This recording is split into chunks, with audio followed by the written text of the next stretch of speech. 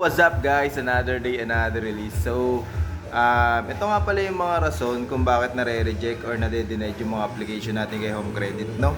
Una sa lahat, ito yung pinaka number one reason. Bad credit history yan. Yung bad credit history yan, generalized po yan.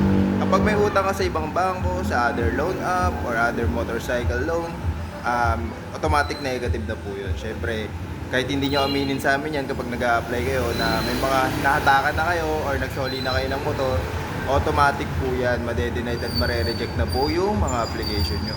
Pangalawa, address. Yan, dyan madalas nagkakatalo yung mga address natin. Minsan hindi tugma sa ID, sa dineclared na address. Minsan naman, hindi tugma sa Meralco bill, sa dineclared na address. Yan po yung mga nagkakatalo dyan.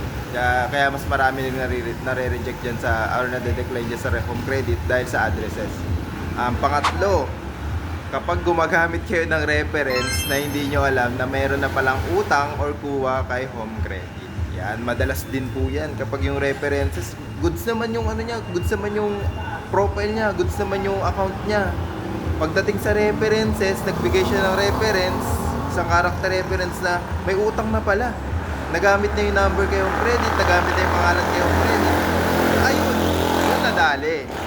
Na-reject, na-denied yung application niya. Kaya sa mga mag-a-apply dyan, make sure na yung mga references niyo po is hindi pa po nag-a-apply kay Home Credit or hindi pa nagagamit yung number nila or yung pangalan nila.